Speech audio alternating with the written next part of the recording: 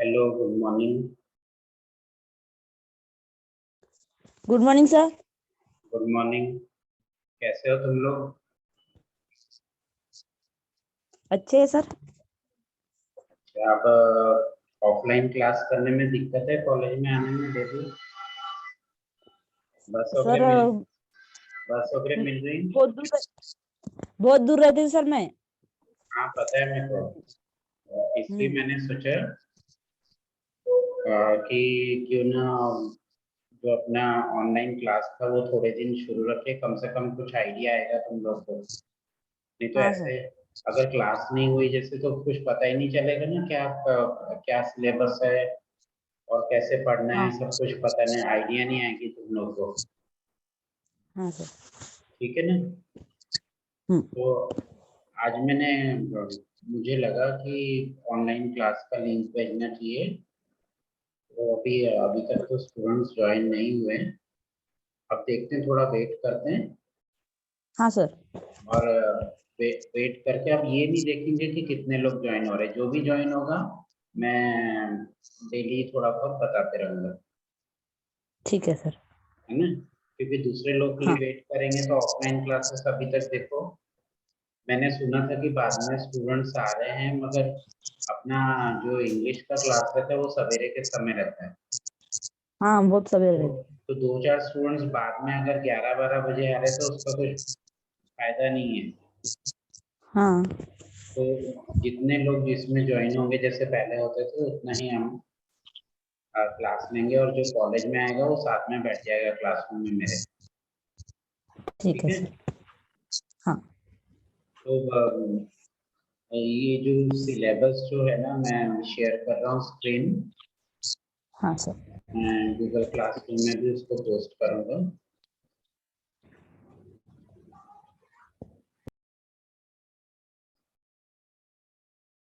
You can see the screen now.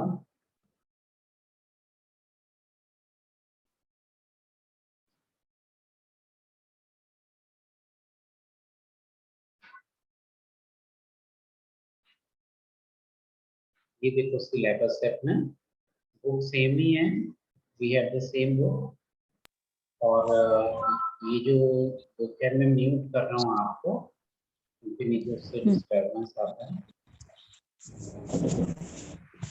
Net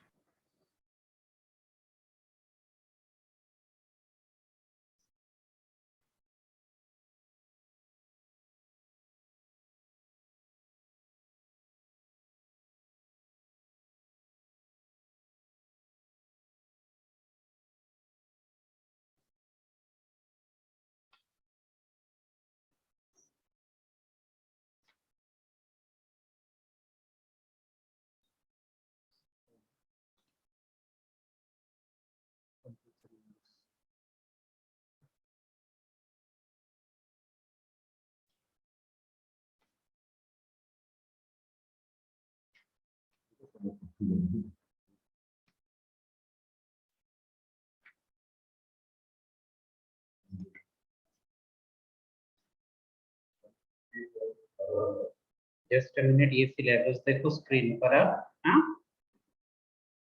और फिर मैं डिस्कशन करता हूँ।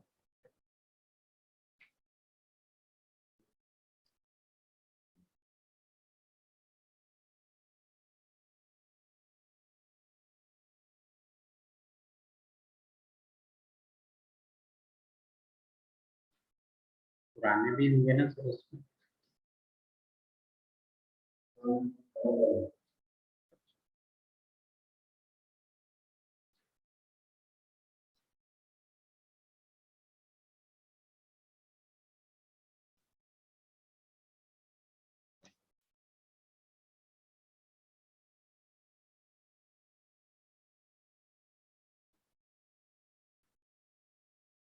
ये सिलेबस देखो जो स्क्रीन पे दिख रहा है।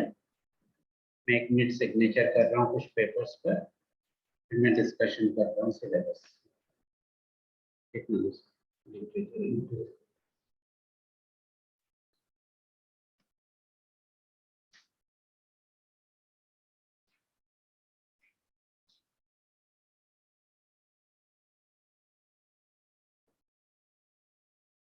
ये बिल्कुल सेमेस्टर 1 जैसा सिलेबस है. It is very similar. You have 4 units. 4 units हैं इसमें. और जो जो चारों यूनिट्स हैं, यूनिट 1, यूनिट 2, यूनिट 3 और यूनिट 4. यूनिट 1 में जैसे हमारे सेमेस्टर 1 में 4 लेसन्स थे. 4 लेसन्स थे, वो 4 लेसन्स हैं. ये 4 लेसन्स इनफैक्ट ये 4 स्टोरीज हैं. इसमें 3 तो स्टोरीज है, चौथा एक लेसन है प्रोज जैसा. तो यूनिट 1 में you will come to know that you have 4 parts, 4 stories है, 4 स्टोरीज है प्रोज की. और यूनिट 2 जो है पर्सनालिटीज है. जैसे कि आपने सेमेस्टर 1 में सुधा मूर्ति के बारे में पढ़ा, मोहम्मद यूनुस के बारे में. The same thing is here. ये ऐसे ही पर्सनालिटीज है इसमें. एंड कौन कौन सी पर्सनालिटीज हैं? रतन टाटा, सुंदर पिचाई और लुइस ब्रेल. ये 3 ग्रेट पर्सनालिटीज है जो कि हमको इस बार पढ़ना है. पिछली बार भी आपने 3 ग्रेट पर्सनालिटीज पढ़ी थी, किर्लोस्कर ब्रदर्स के बारे में, सुधा मूर्ति और मोहम्मद यूनुस के बारे में, सेमेस्टर 1 में. इस बार सेमेस्टर 2 में रतन टाटा, सुंदर पिचाई और लुइस ब्रेल, ये 3 ग्रेट पर्सनालिटीज यूनिट 2 में. यूनिट 3 है पोएट्री. और पोएट्री में 4 पोएम्स हैं, जैसे कि हमने लास्ट सेमेस्टर में किया. 4 पोएम्स हैं. और यूनिट 4 में ग्रामर और कंपोजिशन है, जिसमें कॉम्प्रिहेंशन मतलब पैसेज राइटिंग, पैराग्राफ राइटिंग और subject verb agreement, usage of verb. तो ये चारों चीजें आपको सिलेबस में शेयर कर दूंगा गूगल क्लासरूम में. और आप उसको सिलेबस को देखना उसमें. और इंटरनल असेसमेंट का तो आपको पता ही है. Internal which are of 20 marks होते हैं. और उसमें हम असाइनमेंट्स लेते हैं. आपको पता ही है, आपको सबने दिया है असाइनमेंट्स पिछली बार. तो वैसे ही सेमेस्टर 2 में भी असाइनमेंट्स देना है.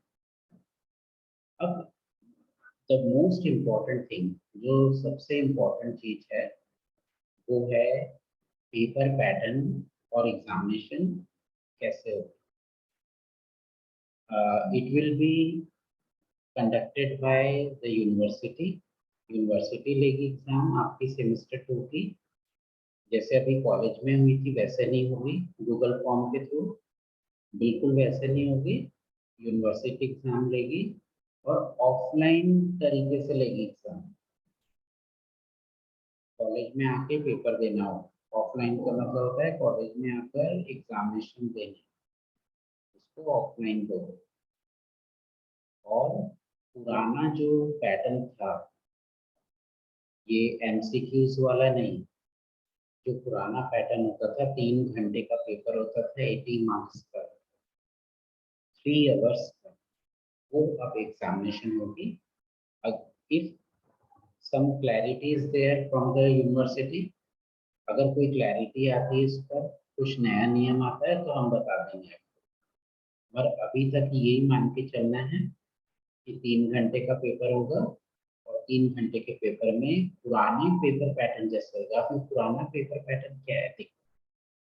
इसमें ये जो भी स्क्रीन पर आप देख रहे हो, ये पुराना पेपर पैटर्न है. मतलब पुराना पेपर पैटर्न का मतलब जो एमसीक्यूज वाला नहीं है, ऑब्जेक्टिव क्वेश्चंस वाला नहीं है. अब इसमें पेपर पैटर्न देखो, 80 मार्क्स का. क्वेश्चन 1 है ए, 3 short answer questions on unit 1. Unit 1 पे 3 शॉर्ट आंसर क्वेश्चंस होंगे. क्वेश्चन 1 में ए है. क्वेश्चन 1 का जो बी है, वो 5 objective type questions on unit 1. मतलब एक तो शॉर्ट आंसर क्वेश्चंस हैं 3, और ये 3 क्वेश्चंस 15 मार्क्स के. मतलब एक क्वेश्चन पे कितना मार्क्स हो? 5 मार्क्स. और क्वेश्चन 1 का जो बी है, वो है 5 ऑब्जेक्टिव टाइप क्वेश्चंस। ये ऑब्जेक्टिव क्वेश्चंस होंगे, मतलब 1 सेंटेंस या 2 सेंटेंस में इसका आंसर लिखना पड़ेगा। ऑब्जेक्टिव क्वेश्चन का मतलब सिर्फ एमसीक्यू नहीं होता। ऑब्जेक्टिव क्वेश्चन में फिल इन द ब्लैंक्स भी आता है, एमसीक्यू भी आता है, और 1 सेंटेंस या 2 सेंटेंस में आंसर लिखना भी ऑब्जेक्टिव क्वेश्चन को बोलते हैं। तो इसमें क्या होगा, इन क्वेश्चन 1 बी क्या होगा, ऑब्जेक्टिव क्वेश्चंस होंगे, 5 ऑब्जेक्टिव क्वेश्चंस, और यूनिट 1 इसमें ब्रैकेट में लिखा है चूज द करेक्ट ऑप्शन। अब इसमें ऑप्शंस होंगे, हो सकता है कि एमसीक्यू जैसे क्वेश्चन है इसमें, जैसे कि हमारे पुराने पैटर्न से आते हैं। अब क्वेश्चन 2 जो है, क्वेश्चन 2 का जो ए है, इसमें 3 शॉर्ट आंसर क्वेश्चंस है, 3 शॉर्ट आंसर क्वेश्चंस, और फिर कहाँ से है, यूनिट 2 से, और 15 मार्क्स के ये 3 क्वेश्चन, एक एक क्वेश्चन 5-5 मार्क्स का है, इसलिए 15 मार्क्स के 3 क्वेश्चंस है। और क्वेश्चन 2 का जो बी है वो भी ऑब्जेक्टिव क्वेश्चंस है यूनिट 2 पर, और हो सकता है कि एमसीक्यू आए या 1 या 2 सेंटेंसेस वाले क्वेश्चंस आए। क्वेश्चन 3 जो है उसका ए 3 शॉर्ट आंसर क्वेश्चंस है, फिर से यूनिट 3 पर, पोएम पर है ये, और आपको पता है कि 5-5 मार्क्स का क्वेश्चन होता है, 15 मार्क्स के 3 क्वेश्चन है। और क्वेश्चन 3 का जो बी है वो भी वैसा ही पैटर्न है, 5 ऑब्जेक्टिव टाइप क्वेश्चंस होंगे यूनिट 3 पर, पोएम्स पर, और उसमें करेक्ट ऑप्शन चुनना होगा, तो हो सकता है कि एमसीक्यू आपको आए।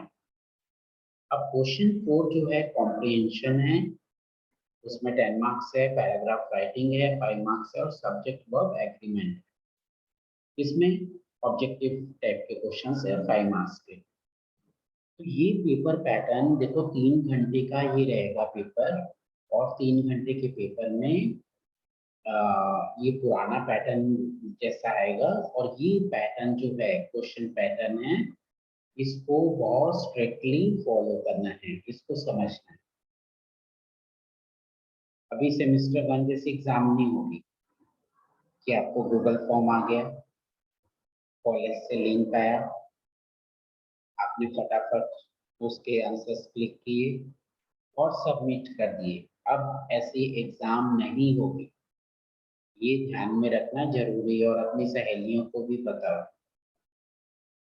अपने क्लासमेट्स को भी बताना कि ये जो समर एग्जाम होने वाली है सेकेंड सेमेस्टर की, वो यूनिवर्सिटी ऑफलाइन लेगी, 3 घंटे का पेपर होगा, कॉलेज में आकर पेपर ऑफलाइन तरीके से देना होगा, और इसकी पढ़ाई अलग ढंग से करनी होगी। Now I am stopping sharing the screen. अब the main question is, अब एक चीज मैं आपसे कहना चाहता हूँ कि जिस ढंग से आपने सेमेस्टर 1 की पढ़ाई की,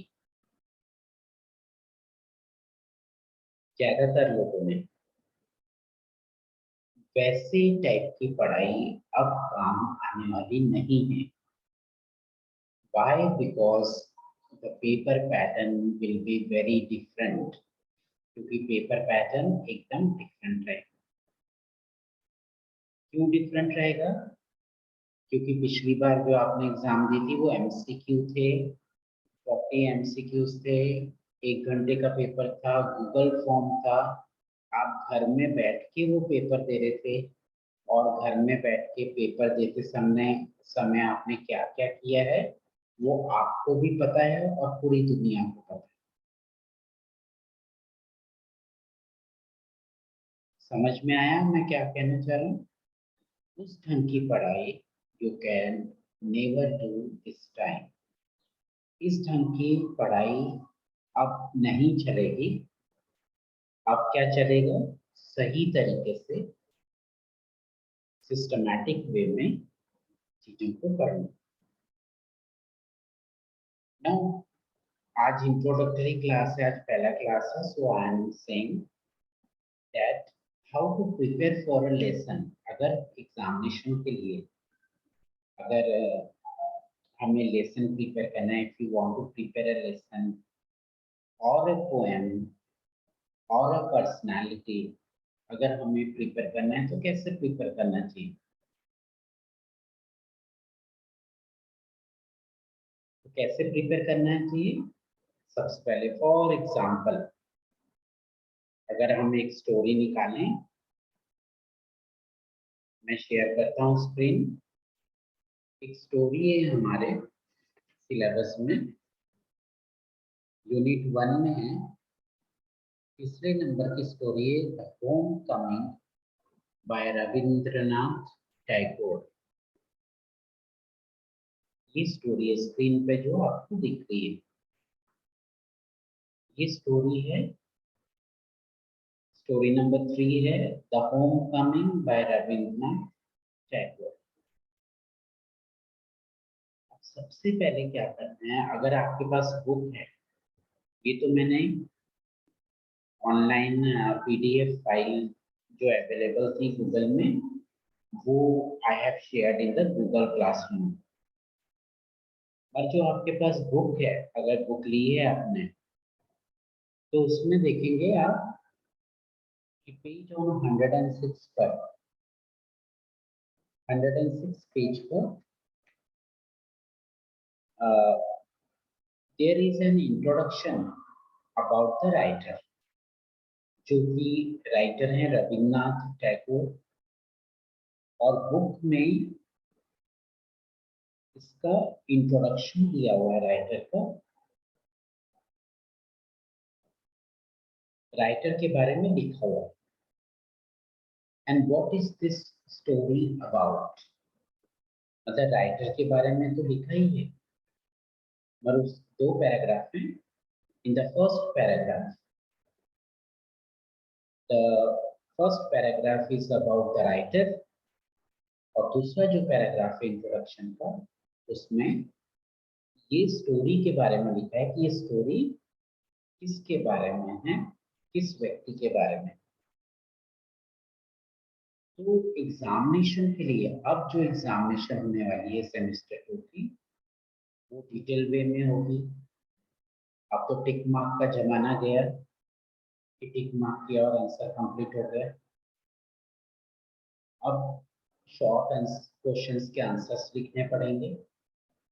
तो उसके लिए क्या करना है, what you have to do, you have to read the introduction. Introduction आपको पढ़ना होगा, और इंट्रोडक्शन पढ़ के राइटर के बारे में जानना होगा। So when you are preparing for the examination, तो सबसे पहले ये देखना चाहिए कि राइटर कौन है, पोएट कौन है। अगर लेसन है तो राइटर, स्टोरी है तो राइटर, और पोएम है तो पोएट। तो रविन्द्रनाथ टैगोर राइटर हैं, तो उनके बारे में आपको जानना जरूरी है। हु इज दिस राइटर, वो कौन से देश के हैं, तो उनकी फेमस कौन सी बुक्स है, उनकी जो राइटिंग्स है, वो जो उनका लेखन है, कार्य जो है, उनकी स्टोरीज कैसी होती है, उनकी पोएम्स कैसी होती है, ये सब चीज जानना ये फर्स्ट पैराग्राफ में आपको मिलेगा।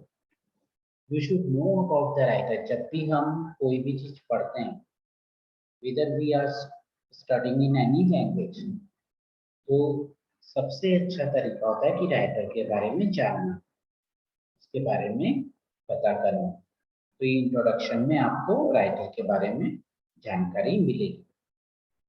फिर the meaning of the title, title का मीनिंग आपको जानना जरूरी होता है, क्योंकि टाइटल का मीनिंग जानेंगे तो हमें समझ में आएगा कि ये स्टोरी किसके बारे में। कई बार कैसे होता है, the meaning of the title हम अच्छे तरीके से मीनिंग कब समझ पाते हैं, जब हम पूरी स्टोरी को पढ़ रहे हैं। तो कई टाइटल तो इजी होते हैं, और कई टाइटल कैसे होते हैं तो डिफिकल्ट होते हैं स्टोरी के या लेसन के। तो जब हम पूरा पढ़ लेते हैं, लेसन स्टोरी पढ़ लेते हैं, तब हमें उसका मीनिंग समझ में आता है। तो हमें टाइटल का मीनिंग समझना चाहिए। So what is the first method of studying for the examination? कि introduction of the writer, writer के बारे में जानना, वो कौन से देश के हैं, वो कैसा लिखते हैं, उनकी फेमस बुक्स क्या है, ये जानना जरूरी है। And then the meaning of the title. Why to know about the writer? क्यों हमें राइटर के बारे में जानना चाहिए? क्यों जानना चाहिए हमें राइटर के बारे में? क्योंकि राइटर, कोई भी राइटर है, ही राइट्स अबाउट हिज सोसाइटी, अपने समाज के बारे में वो लिखता है, अपने लोगों के बारे में लिखता है। तो अगर वो इंडियन है, हमें पता है रविन्द्रनाथ टैगोर तो इंडियन राइटर हैं, तो रविन्द्रनाथ टैगोर इंडियन लोगों के बारे में लिख रहे हैं, अपने समाज में कुछ कैरेक्टर्स के बारे में लिख रहे हैं, उनकी स्टोरी लिख रहे हैं। अगर यही ब्रिटिश राइटर होता, कोई अमेरिकन राइटर होता या ऑस्ट्रेलियन राइटर होता, तो वो अपने समाज के बारे में लिखता है, अपने देश के लोगों के बारे में लिखता है।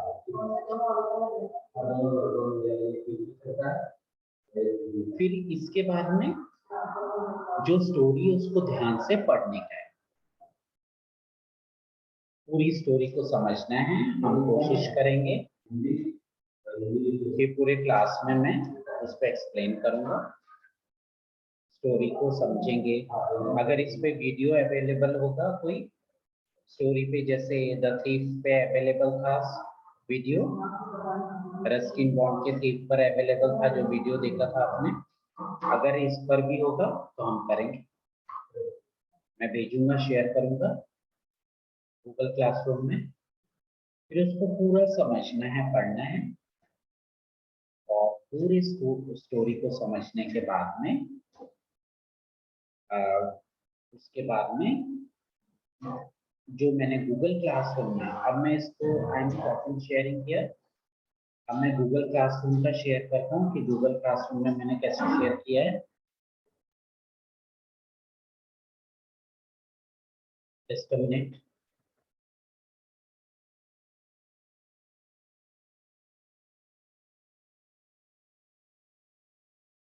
हाँ, ये जो स्टोरी है मैंने 8 मार्च को शेयर की थी गूगल क्लासरूम में, और ये उसकी समरी है। जब स्टोरी अच्छे से समझ में आ गई, एक्सप्लेनेशन हो गया उसका, तो फिर क्या करना चाहिए कि ये जो समरी है स्टोरी की वो पढ़ना चाहिए। समरी में क्या होता है, इंपॉर्टेंट चीजें होती है जो कि फोकस की जाती है। बट बिफोर समरी, समरी के पहले ओरिजिनल स्टोरी को पढ़ना बहुत जरूरी है, समझना बहुत जरूरी है। इसके बाद में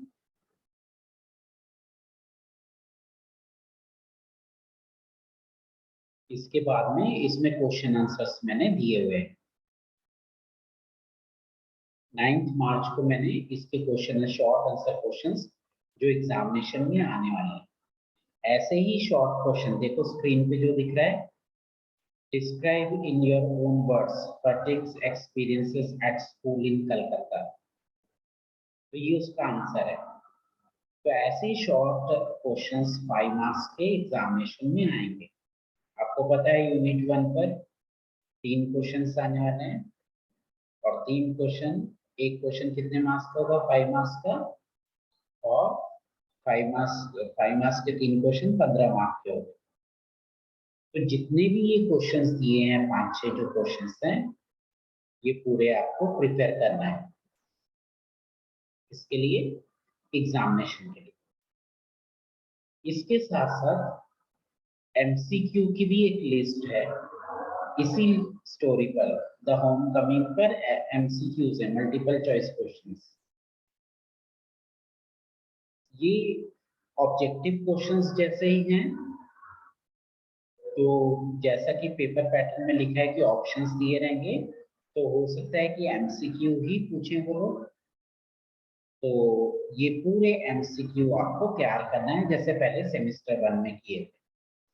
मतलब इस बार जो एग्जामिनेशन होने वाली है उसमें ये शॉर्ट आंसर क्वेश्चंस तो जरूर आएंगे और साथ साथ में एमसीक्यू भी पूछे जाएंगे।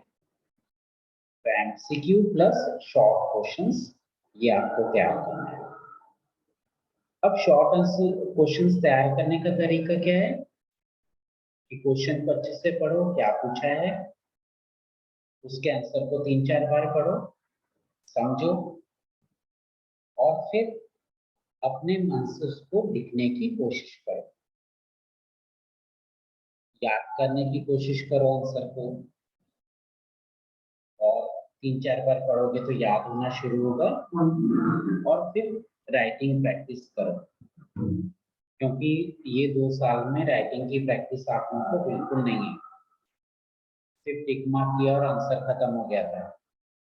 But when it comes to short question answer तो उस समय आपको लिखना पड़ेगा 5-7 सेंटेंसेस में and you have to practice writing. Writing practice करना, 3-4 बार आंसर पढ़ना, उसको समझना और फिर अपने मन से लिखने की कोशिश करना। एक स्टूडेंट ने चैट में लिखा है कि पैसेज भी आएगा कि हाँ वो पेपर पैटर्न में है, मैं शेयर करूंगा आपको गूगल क्लासरूम में। और मैंने डिस्कशन के समय बताया भी ये कंपोजिशन जो जिसमें पैसेज आएगा। तो मुझे लगता है ओवरऑल आपको समझ में आ गया कि क्या है। अब हम स्क्रीनशॉट लेते हैं। सब लोग वीडियो ऑन करो।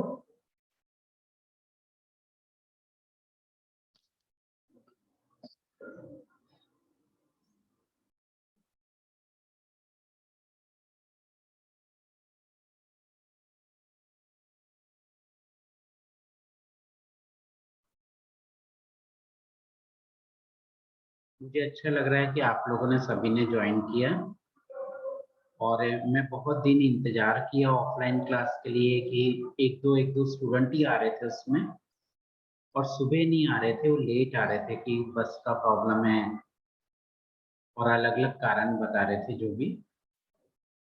तो मुझे लगा कि अगर वो ऑफलाइन क्लास के लिए आते हैं एक दो स्टूडेंट तो वो साथ में बैठ जाएंगे मेरे कॉलेज में, और जिनको सुविधा है ऑनलाइन की जो करना चाहते हैं वो ऑनलाइन भी कर सकते हैं, साथ में एक साथ चलेगा हमारा क्लास। तो स्क्रीनशॉट ले लो। स्क्रीनशॉट लेके जो हमारा जो हमेशा का चलन है कि उसको ग्रुप में शेयर कर देना। और ये ध्यान में रखना बहुत जरूरी है, सभी लोग ये ध्यान में रखना बहुत जरूरी है कि सेमेस्टर 1 जैसे पढ़ाई नहीं करनी है, अपने आप को धोखा नहीं देना है। अगर हम ग्रेजुएशन कर रहे हैं, बीए कर रहे हैं, तो बीए करने के बाद हमें नॉलेज आना चाहिए। अगर नॉलेज नहीं रहेगा, सब्जेक्ट नॉलेज नहीं रहेगा, तो जॉब कैसे करोगे, नौकरी कैसे करोगे, कैसे लैंग्वेज आएगी। तो सेमेस्टर 1 का तो वो पर्यायी व्यस्त सिस्टम था जिसमें और कोई वे नहीं था, एग्जामिनेशन लेना जरूरी था। और वैसे एग्जामिनेशन हुई, वैसे उस ढंग से एग्जामिनेशन होना नहीं चाहिए था। आपको पता है कि एग्जामिनेशन में क्या हुआ, कैसे एग्जामिनेशन में कैसे आपने एग्जामिनेशन दी, कैसे पढ़ाई की। मैं नहीं चाहता कि वो रिपीट हो, आप लोग वो सब करें। इस समय जो 3 घंटे का पेपर होगा, ऑफलाइन होगा कॉलेज में एग्जाम, वो बिल्कुल पुराने पैटर्न जैसे होगा। उसको वैसे ही तरीके से स्टडी करना पड़ेगा जैसे की जाती है। And if you will study और पढ़ोगे, उसमें थोड़ा वर्कआउट करोगे तो ही आपको लैंग्वेज आएगी। नहीं तो कई स्टूडेंट्स ऐसे हैं कि बीए होने के बाद वो एक सेंटेंस बोल भी नहीं सकते, लिख भी नहीं सकते, और फिर जब नौकरी लेने जाते हैं तो उनको जॉब्स नहीं मिलते। नहीं, तो मैं आप सेमेस्टर 2 में हो, अभी इनिशियल स्टेज पर हो, अगर अभी आपको ये अवेयरनेस आ गई, अगर मेरी बात आपको समझ में आ गई कि अगर जॉब करना है सोचा है, तो जो मैं तरीका बता रहा हूँ उस ढंग से पढ़ाई करना। सबसे पहले इंट्रोडक्शन राइटर का, फिर पूरी स्टोरी, ओरिजिनल स्टोरी समझना है, पढ़ना है उसको, फिर उसकी समरी पढ़ना है, समझना है, फिर उसके शॉर्ट आंसर क्वेश्चंस हैं, उसको पढ़ना है, 3-4 बार आंसर को पढ़ना है, लिख कर देखना है, राइटिंग प्रैक्टिस करनी है, फिर उसके बाद एमसीक्यूज पढ़ना है, समझना है, याद करना है, तब जाके एग्जामिनेशन की प्रिपरेशन होगी, तब जाके लैंग्वेज पूरे 6 सेमेस्टर्स बाद आएगी। नहीं तो इस ढंग से पढ़ाई करोगे सेमेस्टर 1 जैसे, तो ABCD के अलावा कुछ नहीं आएगा, और ABCD के भरोसे जॉब नहीं मिलेगी। ठीक है, तो आज का इट इज ओवर, आज का क्लास यहीं पे हम एंड करते हैं। स्क्रीनशॉट शेयर कर देना, और जब भी मैं whenever I will give message, हो सकता है कि आप में से कोई किसी दिन कॉलेज आ जाए, तो कॉलेज में जहाँ क्लासरूम रहेगा वहाँ बैठ के मैं ऑनलाइन क्लास लेते रहते, आप भी वहाँ बैठे रहना, तो क्लास हो जाएगा। ऑफलाइन ऑनलाइन क्लास एक साथ चलेगी। तो अगर आपके लिए पॉसिबल है तो आप कॉलेज में भी आ सकते हो, और नहीं पॉसिबल है, बस में आने का मुश्किल हो रहा है, बस नहीं मिल रही है, पैसा ज़्यादा खर्च होता है, तो आप घर बैठे भी ऑनलाइन क्लास कर सकते हैं। ठीक है, कुछ कहना है किसी को, अनम्यूट कर सकते हो, किसी को कुछ कहना है क्या, पूछना है, कहना है? सर, हाँ, कॉलेज में जब 7:30 बजे का क्लास होता है तो आप 7:30 बजे लेंगे? क्या क्या बोल रहे हैं? तो ये आवाज क्लियर नहीं आ रही आपकी। आवाज फिर से बोलो, आवाज क्लियर नहीं थी आपकी।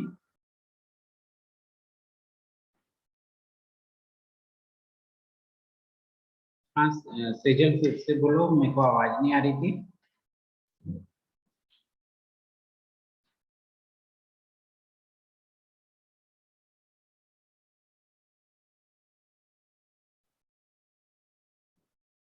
आप में से कुछ एक दो स्टूडेंट मुझे कॉलेज में आते के थे, अगर क्लासरूम में बैठे हो तो मैं अगली बार से क्लासरूम में ही लैपटॉप लेके आ जाऊंगा, वहाँ पे क्लास करेंगे, और जिनको ऑनलाइन करना होगा वो ऑनलाइन करेंगे। तो कुछ पूछना चाह रहा था कोई? जब 2 जन का मोबाइल साथ में होता है ना, तो उसमें डिस्टरबेंस आता है। अगर आप 2 मोबाइल आपके ऑन है और पास पास में बैठो, तो डिस्टरबेंस से आवाज नहीं आती है। हाँ, क्लास 7:30 बजे होता है, तो आप 7:30 बजे ही लेंगे क्या? हाँ, 7:30 में ले सकता हूँ। वैसे नॉर्मली जो हम नॉर्मल टाइम जो हमारा 9 बजे का है, 7:30 बजे देखो, कॉलेज में मैंने अभी तक स्टूडेंट्स नहीं देखे 7:30 को आते हुए ऑफलाइन क्लास के लिए। तो 7:30 के अलावा 9 बजे के आसपास जो भी पीरियड्स होंगे वो मैं ले लूंगा ऑनलाइन। 9 बजे का सबके लिए थोड़ा कंफर्टेबल भी टाइम रहता है, मेरे लिए भी रहता है, आप लोगों के लिए भी रहता है। तो 9 बजे का लेंगे। अगर उस दौरान कोई दूसरे सब्जेक्ट का हुआ, तो फिर हम आगे पीछे उसका टाइम करेंगे। ठीक है, तो टाइम टेबल को स्टिक तो हम करेंगे ही, टाइम टेबल के हिसाब से क्लास लेंगे ही। पर किसी दिन आगे पीछे करना हो तो मैं उस हिसाब से आपको मैसेज करूंगा। मैं जब भी क्लास लूंगा उसका मैसेज जरूर आप लोगों को दूंगा, बिना मैसेज के क्लास नहीं होगा। तो ठीक है, आज एंड करते हैं। Thank you very much for the class. Response मिलता तो अच्छा लगता है, और सिर्फ क्लास को क्लास के नाम के लिए नहीं करना। जो मैंने चीजें बताई इंपॉर्टेंट चीज है, वो आपको लाइफ उससे आपकी चेंज होगी। अगर सिस्टमैटिक वे में करोगे पढ़ाई लिखाई, और अगर सिस्टमैटिक वे में पढ़ाई लिखाई नहीं करोगे तो जैसे आज हो वैसे ही बीए कंप्लीट होने के बाद में रहोगे। तो मेरा ये कहना है कि उस पर वर्कआउट जरूर करना, कुछ सीखोगे तो जॉब्स में आसानी होगी बाद में फ्यूचर। तो क्या I am ending the class, screenshot share कर देना क्लास में।